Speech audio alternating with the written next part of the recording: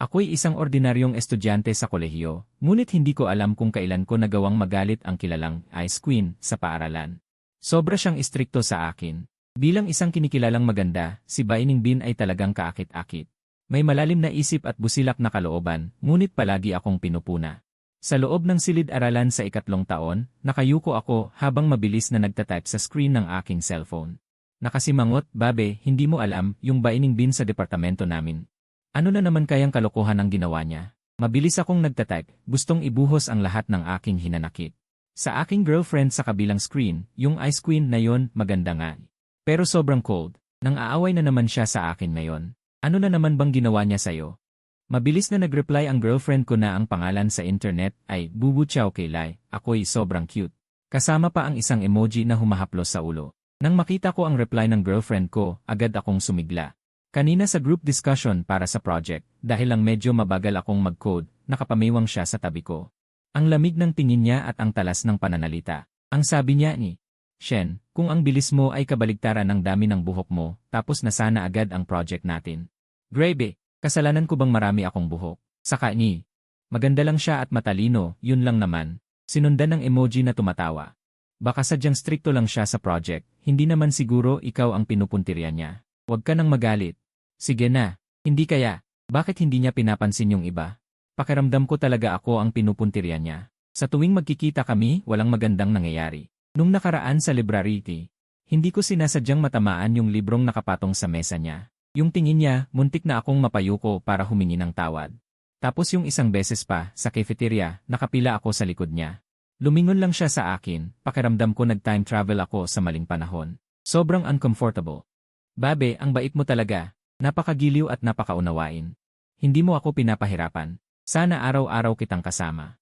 Para hindi ko na kailangang maranasan to. Sinundan ng emoji na nagmamakaawa. Gaga.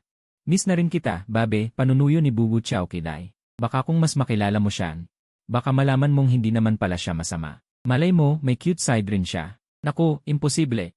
Siya, magiging cute, kapag naging cute siya kakainin ko yung keyboard. Alam ng buong paaralan na si Baining Bin ay kilalang Ice Queen, hindi ngumingiti. Para siyang siksi siya, isa sa 4 na pinakamagandang babae sa Chinese history. Lahat ng lalaking nasa loob ng 10 metro, otomatikong nagiging yelo. Tingin ko masama lang talaga ang ugali niya. Pero ang babi ko, ang pinakamabait, number 1 sa buong mundo, tuwang-tuwa akong sinend ang mensaheng ito. Iniisip ko ang malambing at matamis na ngiti ng girlfriend ko sa kabilang screen, kahit hindi pa kami nag-video call. Pero sa mahigit 6 na buwan naming pagte-text at pag-uusap, sa isip ko, si Bubu Chow Kailai ay isang babaeng maunawain, malambing, medyo mahiyain. Pero siguradong cute, kabaligtaran ni Baining Bin na parang yelo. Ako rin, sa tingin ko ikaw ang pinakamabait, reply ni Bubu Chow Kailai, sinundan ng emoji na humahalik. Huwag mo na siyang pansinin, gawin mo na lang ng mabuti yung project. Mamayang gabi, laro tayo. CJ, ang sweet mo talaga sa akin. Agad gumanda ang mood ko. Kinalimutan ko na si Baining Bin. Itinago ko ang cellphone ko. Pagtingala ko, nakita ko si Baining Bin at ang mga kaibigan niya na dumadaan sa may pinto ng silid-aralan.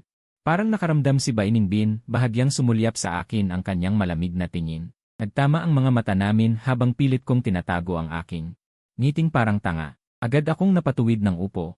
Nagpanggap na seryoso at nag-isip. Bahagyang ngumisi si Baining Bin. Parang sinasabi ng kanyang tingin, ang tanga mo. Pagkatapos ay binaling niya ang kanyang tingin at naglakad ng may dignidad. Nakakahina na ako ng maluwag.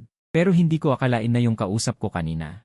Si Bubu Chow Kailai ay kasalukuyang naglalakad palabas ng gusali at kinuha ang kanyang cellphone mula sa kanyang mamahaling bag. Tinitigan ang mensaheng kapag naging cute siya, kakainin ko yung keyboard. May bahid ng panganib at panunukso sa kanyang magagandang mata. Dahan-dahang tinapik ni Baining Bin ang screen. Bulong niya sa sarili, keyboard. Shen Kiaowi. Maghintay ka lang. Sa mga sumunod na araw, pakiramdam ko mas lalong lumala ang pang-inis sa akin ni Baining Bin. Halos dumoble na ang hirap sa talakayan ng proyekto, ang mga gawaing ipinapasa sa akin. Ay palaging ang pinakamahirap at pinakakomplikado, sinasabi nila na ang mahusay ay laging abala. Pero sa pagkapili ni Baining Bin sa code ko, napaisip ako kung code ba talaga ang sinusulat ko o isang tambak ng basura. Sa pagpunta ko sa aklatan para magsaliksik, lagi kaming nagkikita ni Baining Bin, tapos sasabihan niya ako ng sobrang lakas naman ng pagbuklat mo ng libro, classmate. O kaya, pakiusap padaan, natatakpan mo ang liwanag. Halos hindi na ako naglakas loob na pumunta sa aklatan. Ang pinakalala ay sa kantina, sa wakas nakapila na ako sa paborito kong sweet and sour pork. Pagkatapos kong kunin ang pagkain ko, halos mabangga ko si Baining Bin na biglang nasa likod ko, natakot ako kaya gumalaw ang kamay ko. At nahulog ang isang piraso ng pork sa sapatos ko. Shen classmate, malamig ang boses ni Baining Bin. Walang makitang emosyon. Tumingin ka sa dinadaanan mo. Tumingin ako sa pork sa sapatos ko. Halos maiyak na ako. Bye classmate, bigla ka kasing sumulpot sa likod ko. Kaya, bahagyang tinaas ni Baining Bin ang kilay niya, tiningnan ang marumi kong sapatos. Kailangan ba kitang bayaran? Hindi na, ako naman ang hindi nakahawak ng maayos. Natorpe ako, kaya dali-dali akong umalis na dala ang tray ng pagkain. Parang may narinig akong mahinang tawa sa likod ko.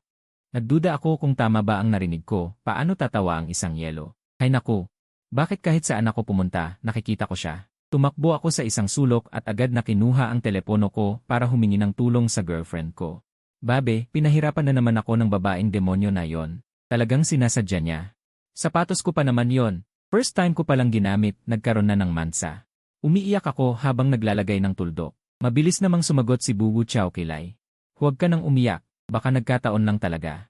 Baka hindi niya sinasadya. Nagkataon? Wala namang ganong karaming pagkakataon.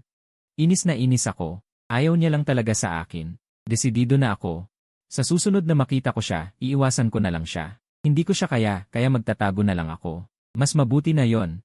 Sumang-ayon ang girlfriend ko. Huwag mo na siyang awayin, ikaw lang ang mapapahamak. Bibilhan na lang kita ng milk tea mamaya para maaliw ka. Ang bait mo talaga, babe. Ikaw talaga ang anghel ko. Agad na gumaan ang loob ko. Gusto ko ng Yijian milk tea, Santen. Wala pa ring tatalo sa'yo. Yang si Baining Bin eh. Kawawa naman ang mapapangasawa niya. Ang sama-sama ng ugali, hindi pa maalalahanin. Nagsimula na naman ako sa panglalait at pagrereklamo. Ginawang masama ang lahat ng tungkol kay Baining Bin at sabay na pinuri ang girlfriend ko na parang anghel. Sa kabilang banda ng internet, nakikinig si Bubu Chow Kilay sa ipinadala kong 59 segundong audio ng reklamo habang dahan-dahan niyang pinupunasan ng tissue ang daliri niya na nadumihan ng kaunting mantika sa kantina kanina. Wala siyang emosyon sa mukha niya pero nagniningning ang mga mata niya. Kawawa ang mapapangasawa niya, masama ang ugali, hindi maalalahanin. Mahina niyang inulit ang mga salitang ito at sumilay ang isang nakakatakot na ngiti sa labi niya. Shen Kiao, mukhang kailangan mo nang kainin ang keyboard mo. Sumagot siya sa audio. Pero malambing pa rin ang boses niya. Sige na, huwag ka nang magalit. Hindi ka dapat nagagalit sa ganyang tao. Anong laro ang gusto mong laruin mamaya? Sasamahan kita. Agad na nabaling ang atensyon ko at masayang nag-umpisang pag-usapan kung anong hero ang lalaruin namin mamaya. Ibinaba ni Baining Bin ang telepono niya at sinabi kay Lin Weiwei, ang matalik niyang kaibigan na mukhang nagtataka. Weiwei, tulungan mo ako. Ang prinsesa nating yelo, aatake na sa wakas. Kinantyawan ni Lin Weiwei, yang si Shen Kiao na naman. Bakit mo ba? Laging pinoproblema ang tao. Siguro nagkagusto ka na sa kanya, ano nang maitutulong ko? Lumapit si Baining Bin sa kanya at may ibinulong. Lumaki ang mga mata ni Lin Weiwei. Sa huli, hindi niya napigilang magtaas ng hinlalaki. Ang galing! Sisirain mo talaga ang pagkatao niya, sister. Huwag kang mag-alala, ako nang bahala. Kinabukasan, naranasan ko ang pinakamalaking pagsubok sa buhay ko. Una, noong recess. Lumapit sa akin ang kaibigan ni Baining Bin, si Lin Weiwei, na isa ring sikat sa departamento. Na nakangiti at iniabot sa akin ang isang papel sa harap ng maraming estudyante. Nakasaad doon ang isang contact number. Shen classmate, sabi ni Lin Bin, may isang detalye siya sa proyekto. Na gusto niyang pag-usapan niyong dalawa. Ito ang personal niyang account. Idagdag mo na lang siya. Hindi mahina ang boses ni Lin Weiwei, biglang tumahimik ang paligid, hindi mabilang na tingin. Ang bilis ay nakatuon sa akin, may pagkabigla. May pagdududa, mas marami ang inggit, nararamdaman ko na hawak ko sa kamay. Hindi isang papel, kundi isang bomba, nanlalamig ang ulo ko. Utal kong sinabi, pag-usapan ng proyekto. Hindi ba pwedeng sabihin sa group chat? May mga detalye ba na hindi maginhawa na sabihin sa group chat? Umiti si Lin Weiwei ng may kahulugan, bakit? Ang ating malaking biro na siningbing. Unang kusang humingi ng contact number sa lalaki, hindi ka pa sanay. Hindi.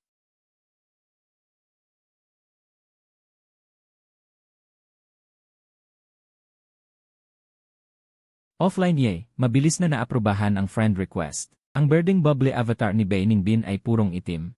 Malinis at walang laman ang moments, walang kahit ano, na tumutugma sa kanyang aura na huwag kang lumapit. Maya-maya, lumabas ang isang mensahe pagkatapos ng klase sa hapon.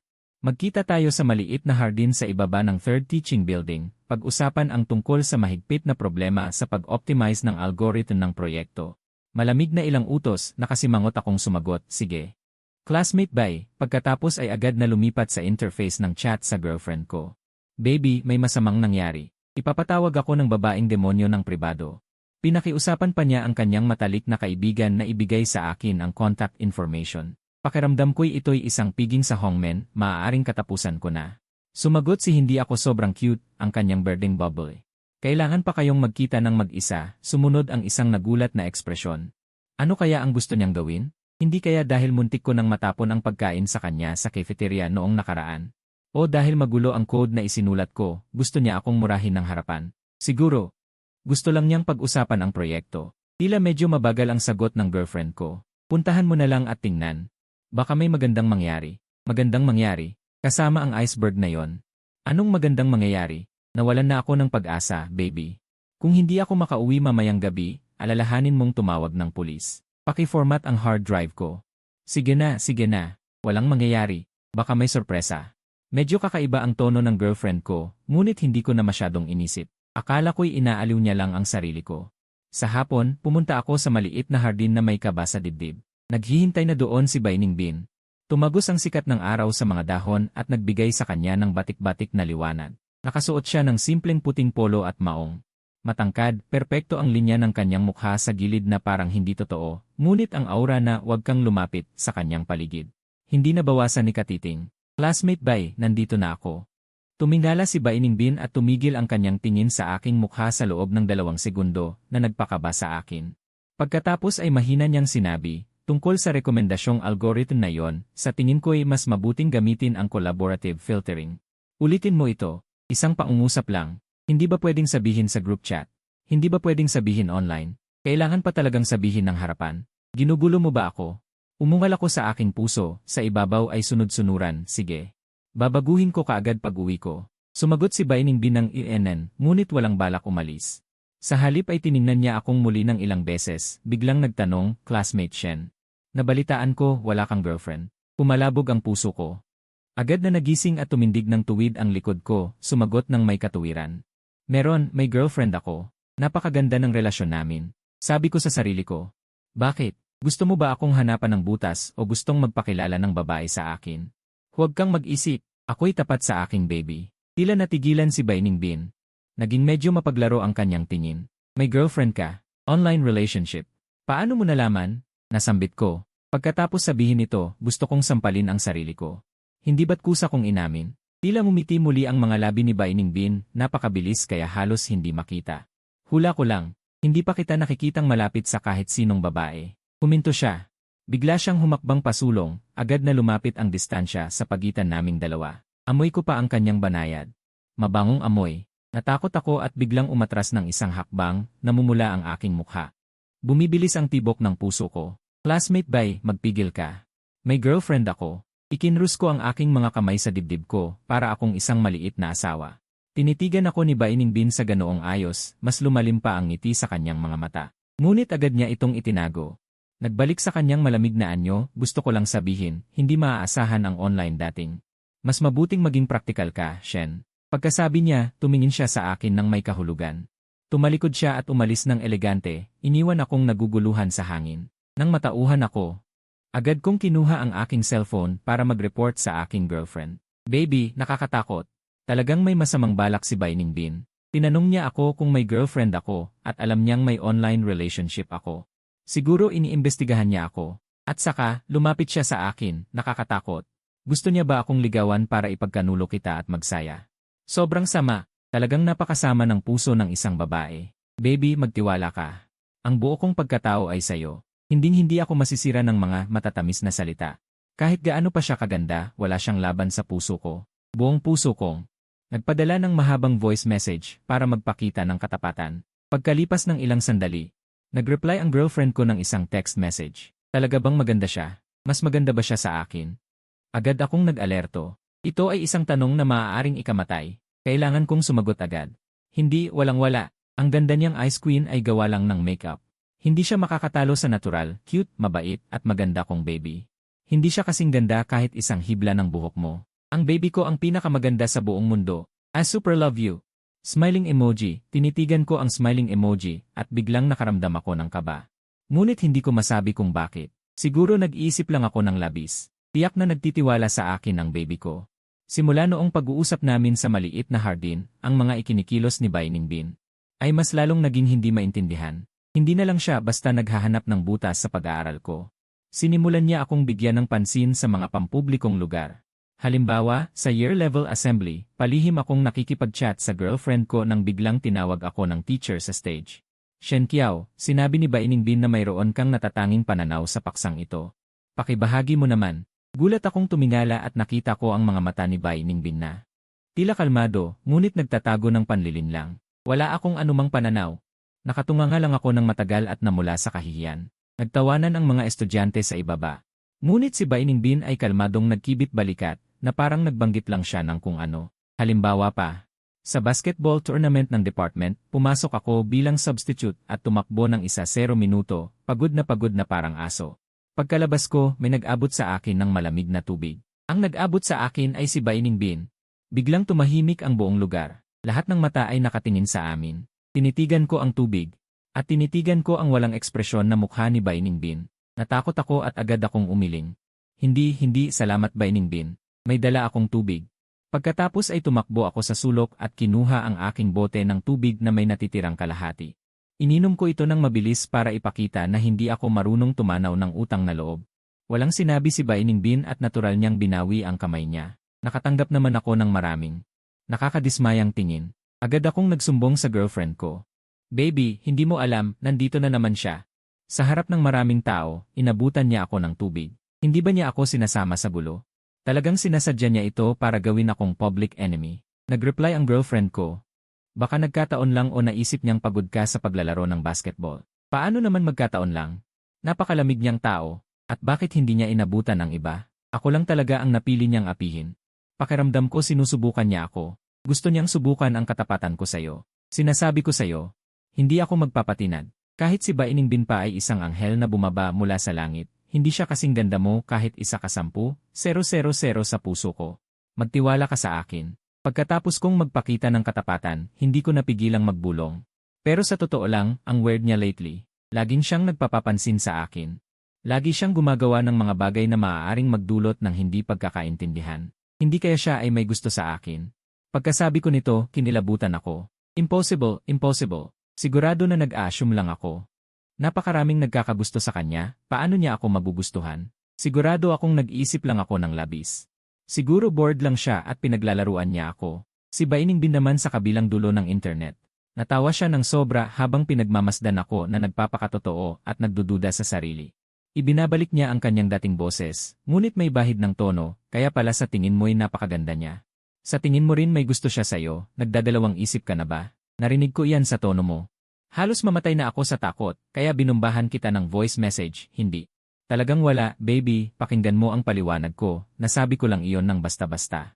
Sinasabi ko sa'yo, wala akong ibang iniisip sa kanya, ikaw lang ang nasa puso ko kapag lumapit pa siya sa akin. Aaminin ko na sa kanya, hindi na kailangan iyon, mukhang nagustuhan mo ang biro. Sige na, naniniwala na ako sa'yo, pero palagi siyang lumalapit sa'yo, nasisiyahan ka ba? Gusto ko ng martilyo.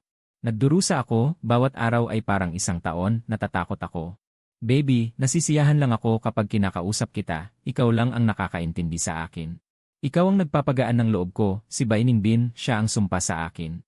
Tiningnan ni Bai Ningbin ang 3 salitang isumpa sa akin. Sumimangot at bumulong, sige, Shen Qiao. Inaakusahan mo na naman ako, maghintay ka lang, 1 araw bago matapos ang proyekto. Ginawa ni Bai Ningbin na dahilan ang huling pag-check ng mga dokumento, kaya pinatawag niya ako sa isang pribadong silid sa isang tahimik na coffee shop malapit sa paaralan. Buong daan akong kinakabahan, pakiramdam ko ito na ang huling paghuhukom, kaya palihim kong sinuri ang baterya ng aking cellphone. Para masigurado na makakapagpadala ako ng huling mensahe ng paghingi ng tulong sa aking girlfriend bago mangyari ang anumang masama sa loob ng pribadong silid. Naroon na si Bai Ningbin, nakasuot siya ng simpleng itim na damit ngayon. Lalong pinaputi nito ang kanyang balat. Ang kanyang ugali ay malamig ngunit may bahid ng pagiging relaxed, napakaganda na hindi mo maiwasang tumingin. Ngunit hindi ako nangahas na tumingin sa kanya, umupo ako sa tapat niya na nakatingin lang sa aking ilong, parang isang estudyanteng naghihintay na pagalitan ng kanyang guro. By classmate, dala ko na ang mga dokumento, na-check ko na rin ng 3 beses. Garantisadong walang problema, sabi ko agad, sinusubukang makakuha ng kaunting kontrol. Dahan-dahang ginulo ni Bainingbin ang kanyang kape, hindi tumingin sa mga dokumento. Sa halip, tumingin siya sa akin at biglang nagtanong, Shen Qiao. Ganoon ka ba katakot sa akin? Hindi mariin kong itinanggi. Kung gayon, bakit sa tuwing nakikita mo ako, para kang nakakita ng multo? Bahagyang sumulong si Bainingbin. Diretso akong tinitigan at saka, agad akong namutla. Pinagpawisan ako ng malamig, by classmate, nagkakamali ka. Hindi kita pinag-usapan, talagang hindi ko dapat aminin. Hindi ba? Kinuha ni Bainingbin ang kanyang cellphone, ang kanyang payat na daliri ay pumindot sa screen. Pagkatapos, isang pamilyar, malambot at matamis na boses. Na may halong kaunting paglalambing, lumabas mula sa cellphone, baby. Pinahirapan na naman ako ng babaeng demonyo na yon, sinasadya niya talaga, ang sapatos kong may planeta. Bagong suot ko lang, nasira na, ito yung ilang araw. Yung natapakan ko sa putik sa cafeteria, voice message na pinadala ko sa girlfriend ko, nakakainis.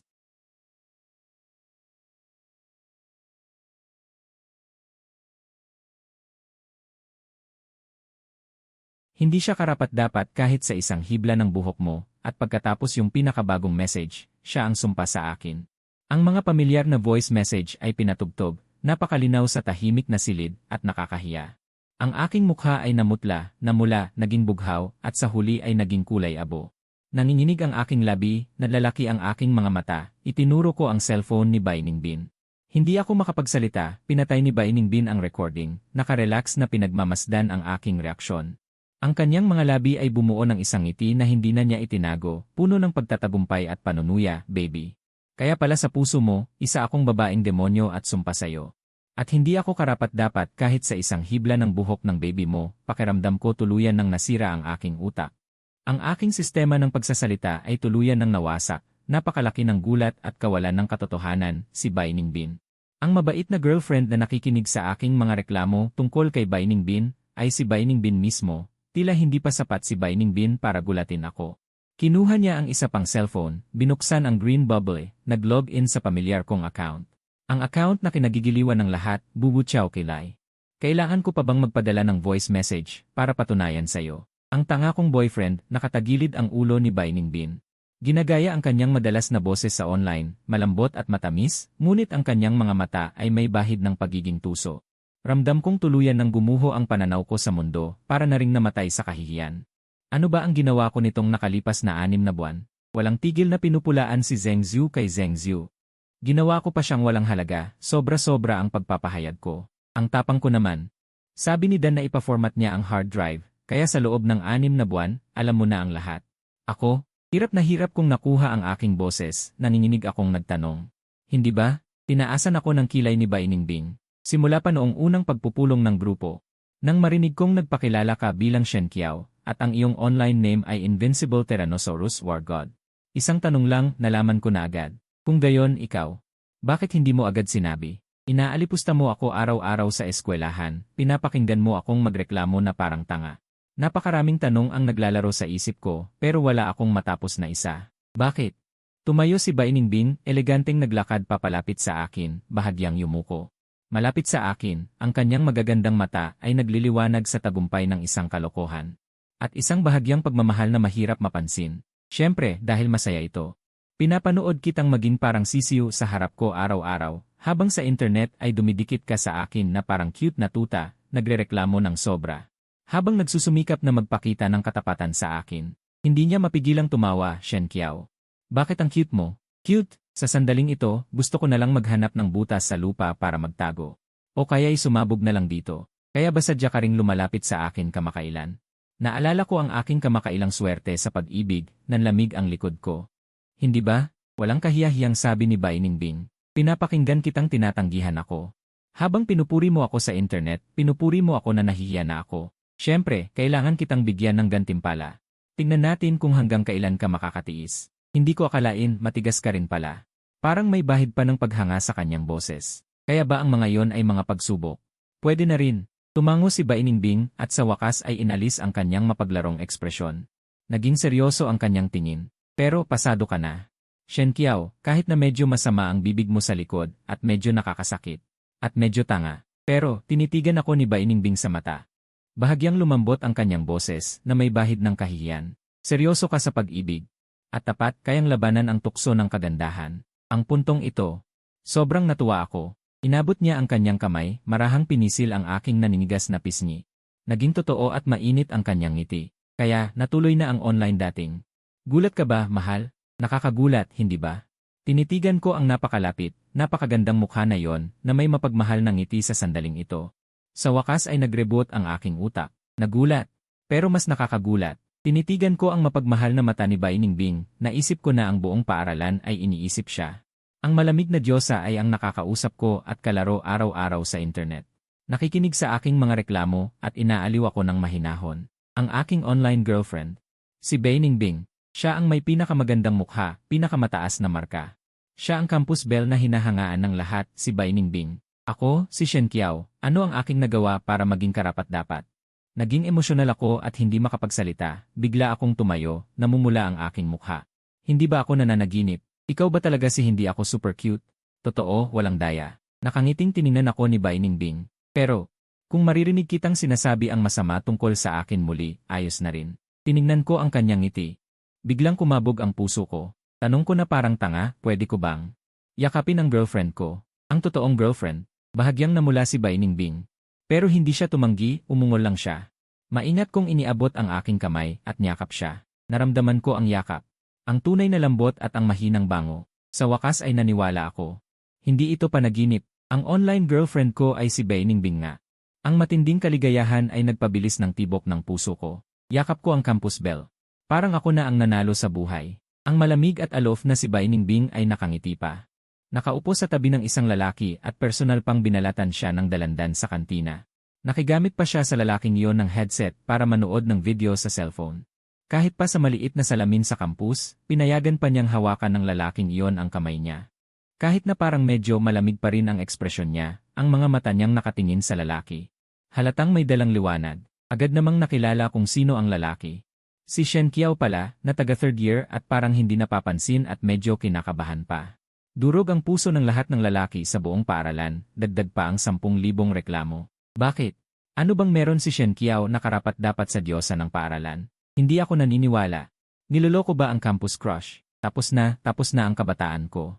Mga bro, magsama-sama tayong sugurin si Shen Qiao. Sino ang sasali? Talagang ang bigla akong naging kaaway ng buong paaralan. Sa paglalakad ko, ramdam ko ang mga tingin mula sa lahat ng direksyon, pero hindi ako natatakot.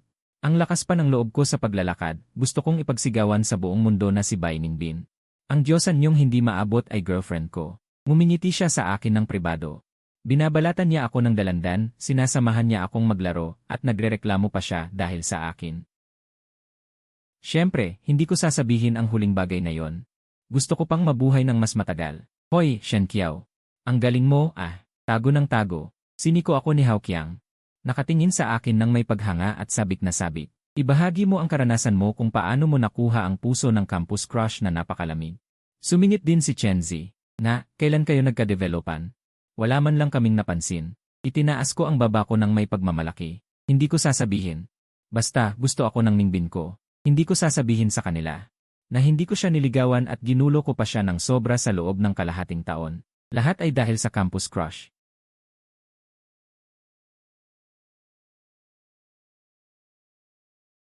Sabihin mo na ang totoo, ang bilis ng nangyari, sa akin pa talaga naglihim. Ang isa ko pang matalik na kaibigan na si Sun Xiaoya. Ibig sabihin, kahit pala ikaw, Bingbing, umingiti ng ganyan katamis. Akala ko nasira na ang facial nerves mo, kaya pala lagi mong kinukulit si Shen Qiao kamakailan. Ganyan ba kayo manligaw noong bata pa kayo? Napilitan si Bainingbing dahil sa kanila. Kaya sinabi na lang niya na nagkita sila sa personal matapos magkakilala sa online. Halos mahulog ang panga ng mga kaibigan niya. Kaya alam mo na pala na siya yon, nagkunwari ka pa ring hindi mo alam. Araw-araw mo siyang inaartehan sa paaralan. Naunang nag-react si Lin Weiwei. Naalala niyang tumulong pa siyang magpasa ng papel. Bigla niyang naintindihan. Bainingbing, napakatuso mo. Halos mamatay yata sa gulat si Shen Qiao nang malaman niya ang totoo. Naalala ni Bainingbing noon si Shen Qiao. Hindi niya mapigilang mapangiti dahil sa itsura niyang halatang nagulat. Siguro nga. Ang sama mo. Sobrang gulat na sabi ni Sun Xiaoya. Kaya matamis na ang lahat ngayon? Parati ko kayong nakikitang magkasama. Aso ng pag-ibig. Ngumiti lang si Bai Ningbin ng mahina. Pero hindi maitago ang kasiyahan sa kanyang mga mata. Nasisiyahan siya ngayon. Nasisiyahan siya sa itsura ni Shen Qiao nang malaman niya ang totoo, na parang duwag at mabait, at iniingatan siya. Nasisiyahan siyang makita ako na halatang nagmamayabang pero natatakot ding masaktan at pinipigilan ang sarili. Nasisiyahan siya sa ganitong klase ng relasyon na sila lang dalawa ang nakakaintindi. Puno ng nakakakilig na pagkakaiba. Masayang-masaya ako kahit na ako ang kaaway ng lahat. Pero araw-araw kong naiyayakap ang mabango at malambot na campus crush, naririnig ko siyang tinatawag akong tanga, gamit ang kanyang boses na dati malamig pero lumalambot kapag kaharap ako. At kaya kong tanggihan ang lahat ng mga karibal ko ng may katwiran. Kahit na kadalasan ay umaasa ako sa lakas ng loob ng girlfriend ko. Sobrang saya ng pakiramdam. Paminsan-minsan ay hindi ko mapigilang magreklamo sa kanya sa chat. Baby, ngayon na naman may dalawang lalaki. Tinititigan ako ng masama. Nagtatampo. Mabilis sumagot si Bai Ningbin. Kailangan ko bang balatan sila ng dalandan sa harap nila? Agad akong natakot. Huwag baby, maawa ka. Gusto ko pang mabuhay ng matagal. Nagpadala si Bai Ningbin ng emoji na humahagod sa ulo ko. Sige, mamaya samahan kitang maglaro. Sige, baby, ang bait mo. Ibinaba ko ang cellphone ko. Tinitigan ko si Bai Ningbin na nagre-representa ng kanyang grupo sa harap ng klase para magbigay ng ulat tungkol sa kanilang proyekto. Kumpiyansa siya. Malinaw ang kanyang lohika. Nagliliwanag siya. Siya pa rin ang dating. Isang napakahusay na biro na tanging ako lang ang nakakaalam sa harap ng lahat. Ang babaeng napakalamig sa paningin ng iba ay lihim na kinikilig dahil sa pag-iisip sa akin bilang inobya niya. At naiinis kapag pangit ang laro ko. Pero matyagang nagtuturo. At nahihiya kapag kinikis ko siya ng palihim na napakaganda pakinggan. Ang laking pagkakaiba ay nakakapagpalambot ng puso ko ng sobra at nakakapagpayabang din. Tapos na magulat si Bai Ningbin at ang kanyang tingin ay kusang tumuon sa akin sa sulok. Nagtagpo ang aming mga mata sa ere. Kumurap siya ng bahagya at nagbigay ng tingin na kaming dalawa lang ang nakakaintindi, habang sa loob niya ay sumisigaw ng malakas, si Shen Qiao na naman. At ako, sa gitna ng napakaraming nakamamatay na tingin, ay tumayo ng tuwid. Mas lalo akong ngumiti ng parang tanga. Kung kaaway ng lahat ang pagiging palatawa, sige, maging kaaway ako.